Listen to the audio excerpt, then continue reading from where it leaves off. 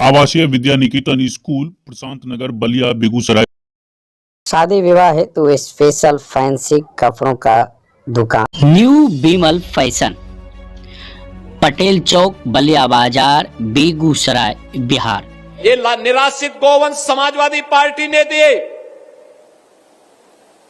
और इसीलिए इन्होंने गायों को लावारिस छोड़ दिया था।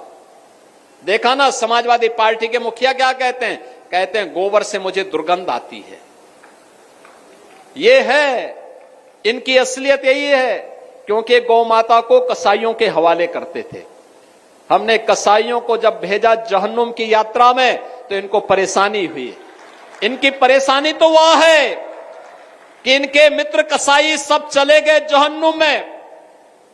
तो अब इन गोवंश को बचाने की चुनौती थी, तो आप ही की धरती के सपूत, आप ही के द्वारा चुने गए आंवला के विधायक ने 7,700 से अधिक निराश्रित गौ आश्रय स्थल खड़ा किए और आज वहां पर 14 लाख गोवंश की देखभाल स्वयं राज्य सरकार कर रही है और शेष हमने अन्नदाता किसानों को दिए हैं। आप भी पालिए, एक गोवंश पर 1,500 रुपया हम महीना आपको उपलब्ध करवाएंगे। अगर कोई किसान 4 गोवंश रखता है तो 4 गोवंश के लिए 6,000 रुपये महीना हम उनको देते हैं।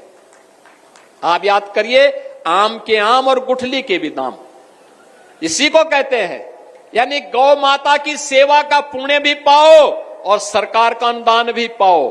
और इसीलिए आज के इस अवसर पर भारत के अंदर, भारत की परंपरा तो गौ और गंगा की परंपरा है।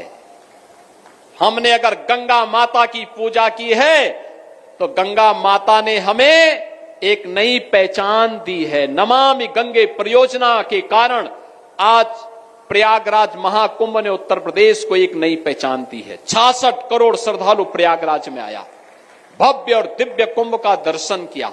बहनों और भाइयों, ऐसे कभी नहीं हुआ पहले। नमामि गंगे परियोजना के कारण मां गंगा की आराधना, अविरल और निर्मल गंगा की परिकल्पना को प्रधानमंत्री मोदी जी ने साकार किया। आज भव्य और दिव्य कुंभ बदले में हमें मिला। हम आभारी हैं प्रधानमंत्री मोदी जी के, जिनके कारण उत्तर प्रदेश को यह भव्य और दिव्य कुंभ करने का अवसर प्राप्त हुआ और उत्तर प्रदेश की एक नई पहचान वैश्विक स्तर पर पहुंची। तो मां गंगा की पूजा का जो पुण्य प्राप्त हुआ, वही मां गौ माता की पूजा करने से प्राप्त होगा। तो इस समाजवादी पार्टी के लोग जो गौ कसी करवाते थे, गौ तस्करों के साथ और कसाईयों के साथ जिनके संबंध थे, वे गौ माता की सेवा क्या करना चाहते? तो उनके गौ माता के गोबर में तो दुर्गंध ही नजर आएगी। उन्हें अपने कृत्यों में दुर्गंध नजर नहीं आती है, उन्हें गौ माता की सेवा में दुर्गंध नजर आती थी। और इसीलिए उनके अध्यक्ष के मुंह से निकल ही गया अंततः।